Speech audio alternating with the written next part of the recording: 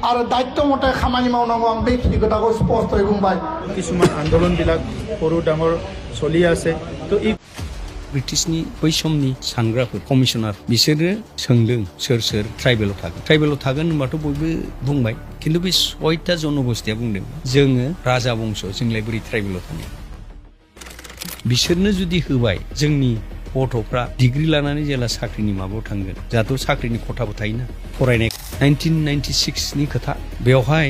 राजबंशीफोरनो 6 मासनि थाखाय अर्डार माबा होदोंमोन आरो थ' बेयावहाय बै समनि पिरियडआव रावबो एसटिआ मोनसेबो कलेजाव बे मोजां कलेजाव एडमिशन गैया डक्टर एडमिशन गैया इन्जिनियार एडमिशन गैया जेरावबो एडमिशन गैया आरो जामारोबाथ' गामि खना खनलायाव एसे दावराव दावसि जागोन राजबंशीया जेराव दं बेवहाय बर'फोरजों सोलिनो राभाफोरजों सोलिनो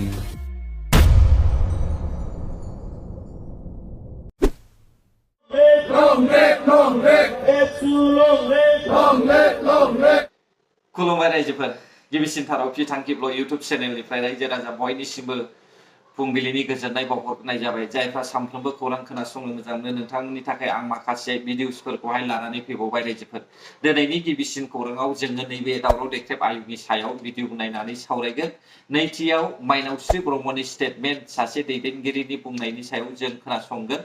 थामथियावहाय रायजोफोर आबसु आफादगिरि आरो प्रमद बर' सारमोना मा बुंदों बेखौ जों खोनासंगोन बेजों लोगोसे नीलकान्त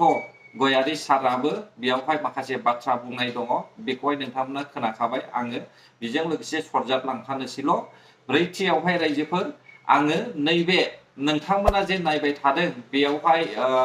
मा होननानै बुङो अरुणाचलनि माखासे जानाय जाथायफोर बिनि सायावहाय फंनैसो बाथ्रा बुंगोन बे समाव फैदो रायजोफोर जोङो सावरायलायनोसै गिबिसिन थारावनो दावराव देख्रेब आयंनि भिडिअखौहाय नोंथांमोना खोनासंनानै लाग्रोदो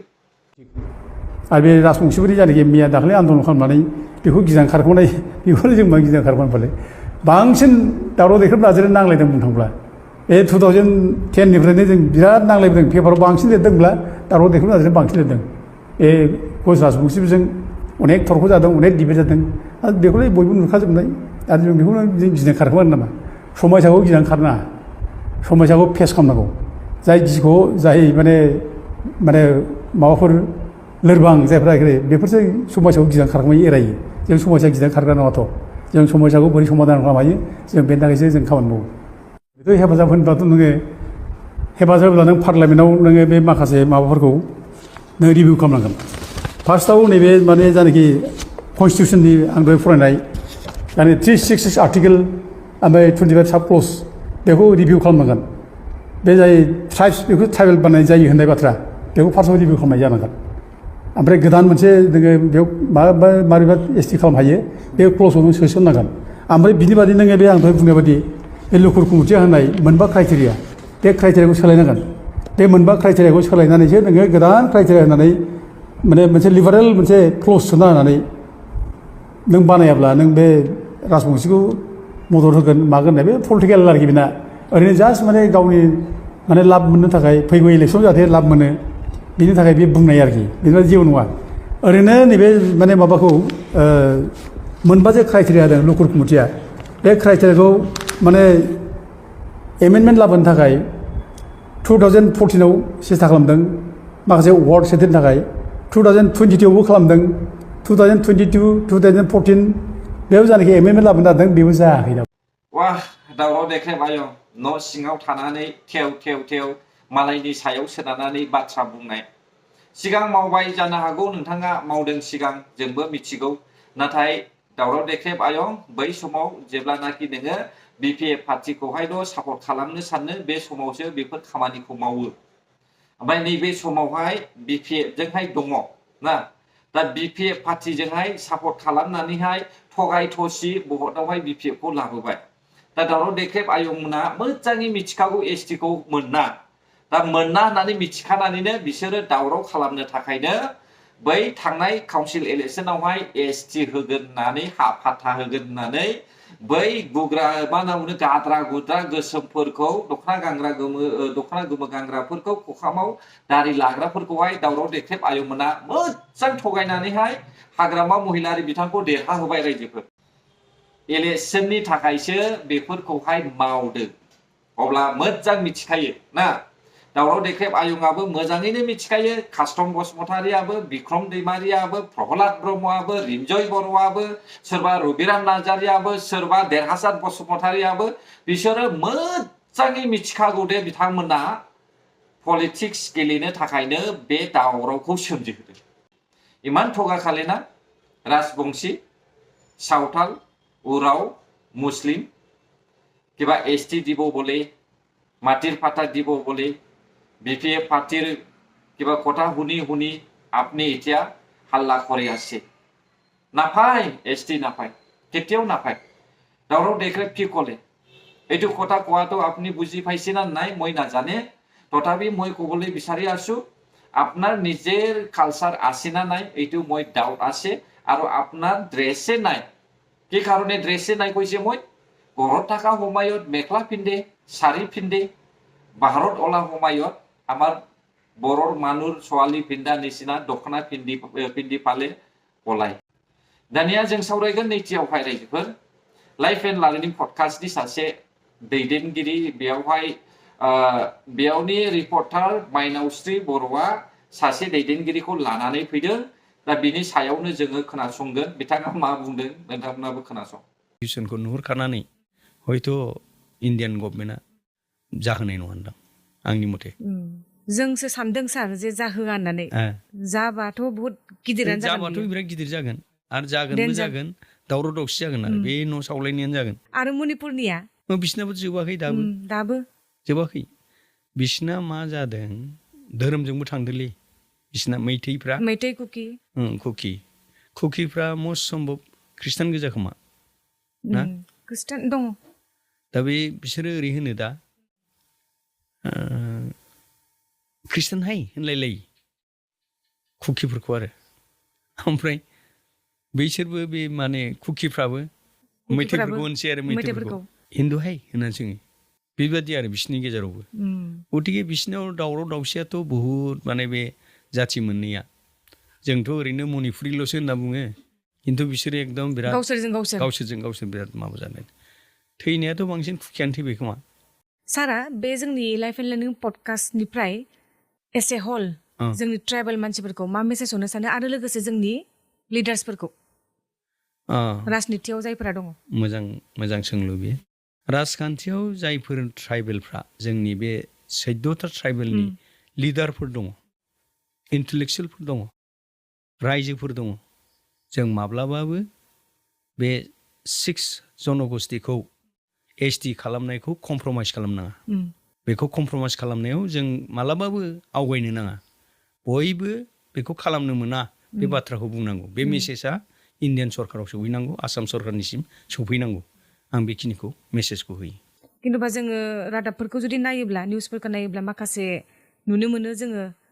जोंनि ट्राइबेलनि मानसिफोरानो बुङो एसटि नांगौ नामा हा नांगौ नामासो होननानै नुनो मोनो जोङो बेफोरनि सायाव मा बुंनो सानो गोख्रों रावै सारा बेथ' बे जाम्बानि राव जाबाय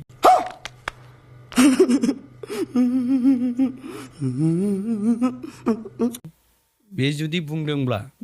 बिदि बुंदोंबा एसटि नांगौ नामा होनलायनाय बुंदोंबा बे एसटि नांगौखौ नों मानो जासिनानै नोंथ' होनो हाया हागोन नामा सोरबा लिडारा होनो हाया बेयावथ' संबिधानिक मोनसे माबा दङ बे संबिधाननि बाधा दङ बेहाय बे बाधाखौ बोरै बारनानै होनो बियो बे हानाय नङा बेथ' बे जाम्बा बा जाम्बिनि खोथासो जागोन बियो बेखौ बुंनानैथ' मा बुंनो जुदि बिदि बुंमारदोंबा बे उथायनानै लानांगौ बुंनाङा बिदिखौ मानो बुंनो गावनो जुदि बुंदोंबा बे दायनिगिरि जागोन जोलैनि हांगार जागोन ओरैबायदि मोजां बाथ्रा बुंखाबाय बर' हारिनि थाखाय जाय बिथाङा बुंबाय दिनैनि समावहाय जाम्बा जाम्बा होननानै बुंबोबाय थाग्राया गावनो जाम्बा जाहैबाय सोर हाग्रामा महिलारि देरहासार बसुमतारी जायहा एसटि जासिदों जायहा हा पाट्टा जासिदों बेनो जाम्बा जाहैबाय दिनैनि समावहाय रायजोफोर दानिया जाम्बाया सोर ओंखारखो बिपिएफनि सिएम हाग्रामा महिलारियानो जाम्बायाव गोग्लैबाय जाम्बायानो मा साननो गोरोंफोरनि थाखाय बिपिएफनि सिएमआ जाम्बायानो मा रायजोफोर दा जाम्बा मानसिया रायजो सासन खालामनायनि थाखायनो जोंनि बर' हारिया बिराद उनावहाय फासयनानै दङ नङाब्ला बेबायदि जानाय नङामोन 17 बोसोराव जों गोबां सुबिदा मोनदों खामानि मावनो नाथाय बेखौहाय मावालासे लामा सामा ओरैनो जानला मोनला बायजे बुजे खामानिखौसो मावदों नैबेयावनो जाम्बायाव गोग्लैबाय रायजोफोर आरो बे एसटि खौ मानो होनो जासिनांगौ माइनरिटिफोरनो मानो हाफाथा जासिनांगौ बे जाम्बायाव गोग्लैयाखै खोमा दा बेखायनो गोरों गोराफ्रा जाम्बा नुदों हाग्रामा महिलारिखौ बे समाव फै थामथियावहाय आबसुनि दैदेनगिरि दिपेन बर' सारा मा बुंदों खोनासं अस्तित्व कार्बि आंलंनि बर'फोरनि अस्तित्व बेखौ जों मालाबाबो खोमाना लानो नागिराखै 45 लाख ट्राइबेलाव बर'फोरानो 25 लाख आधानि बारा आरो 45 लाख ट्राइबेलाव 6 जनगोष्ठीया 2 कौटिया जाबसिनोब्ला बेजों बर' हारिया मालाबाबो थावरिनाय नङा रायजो राजा मोनथोंमोन जों रावबो 6 जनगोष्ठीनि बिरोधी नङा 6 जनगोष्ठीनि जों हिंसा खालामग्रा नङा बिथांमोना मा अधिकार लायो मा मोनो मा होयो होथों किन्तु जोंनि अधिकारखौ धंस खालामनायनि थाखाय नङा दा बेखायनो मानगोनां दैदेनगिरि बिग्रायारि मावथि लोगो नोंथांमोन 25 नभेम्बराव आरो बे बिला फैगोन बे बिला फैबा बिनि उनाव मा जागोन बेबो नायनो गोनां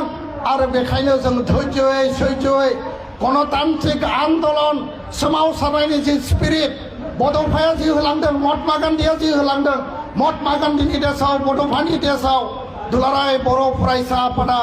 जोंनि गणतान्त्रिक आवाजखौ जों लाखिगोन बे आवाजा रावनिबो हेंथा नङा बे आवाजा सोरबा बिटिसि सरकारनिबो नङा बे आवाजा सोरनिबा हेंथाय नङा दायित्वआ जाबाय भारत सरकार आसाम सरकारनि आरो दायित्व मथे खामानि मावनांगौ आं बेखिनि खोथाखौ स्पष्टयै बुंबाय नोंथांमोना बयबो मोजाङै थांफिनगोन आरो गावबा गाव जायगायाव थांनानै एकर्ड इमप्लिमेन्टेसन आरो एसटि मेटारखौ लानानै गामि गामि नखर नखर ओनसोलाव इंटेलेक्चुअल मीट एवारनेस मीटिंग गामि गामि नोंथांमोना हाबाफारि लागोन आं बेखौ मिजिंथिबाय नोंगौ रायजोफोर आबसु नङाब्ला बर' हारिया माब्लाबाबो थांनानै थाया सोरबा बनसुआबो लाखिनो हाया बनसुआलाय सा साज्रांज्रां बड'लेण्ड डिमान्ड खालामफ्लानानैहाय रायजो राजाफोरखौ आन्दायहोनायसो बिथांमोननि पार्टिया गाद्दिनि थाखायसो ओंखारब्रबनाय बे पार्टिया दा आबसु नङाब्लानो बर'आ थांनानै थानो हाया दा बेखौ जों मिथिखागौ दिनै आबसुनि दैदेनगिरि दिपेन बर' सारा मा बुंखो जेब्लासिमहालागै बर' हारिनि बिनाय मोननो गोनां मोनथाया जाफुंसारा अब्लासिमहालागै बर'आ गोजोन जाया सान्ति जाया बे दावरावानो दावराव हिसाब गैयै दावरावा सोमजिबाय थागोन बेखौ जों नुखाबाय रायजोफोर आरो नीलकान्त गयारि साराबो सिदा खोथा बुंदों रायजोफोर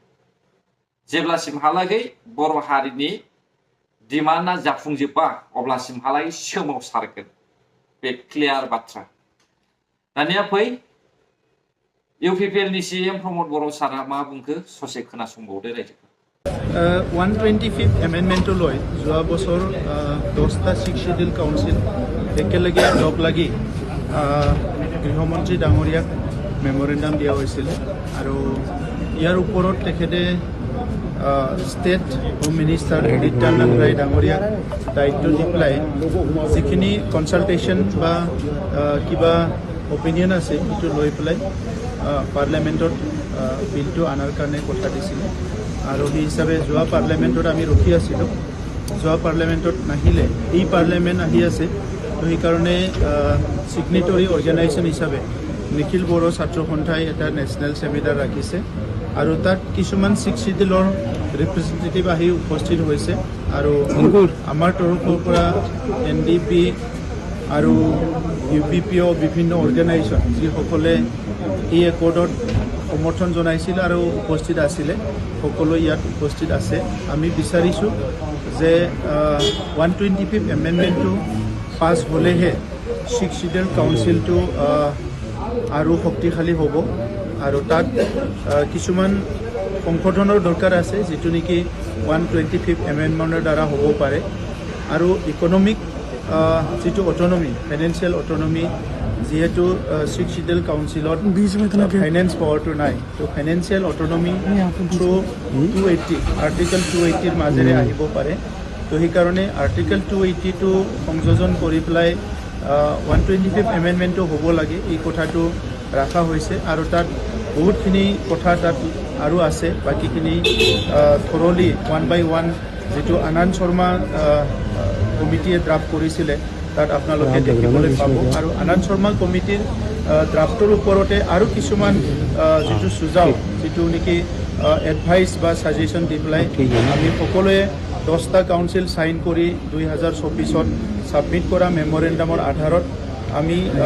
প্ৰেছাৰটো বা আমাৰ ডিমাণ্ডটো কণ্টিনিউ ৰাখিছোঁ গভৰ্ণমেণ্টৰ ওচৰত আৰু আশা ৰাখিছোঁ যে নেক্সট যিটো হ'ব লগা পাৰ্লিয়ামেণ্ট ছেশ্যন ইয়াত 125 এমেণ্ডমেণ্টটো তেখেতসকলে টেবল কৰিব আৰু পাছ কৰিব।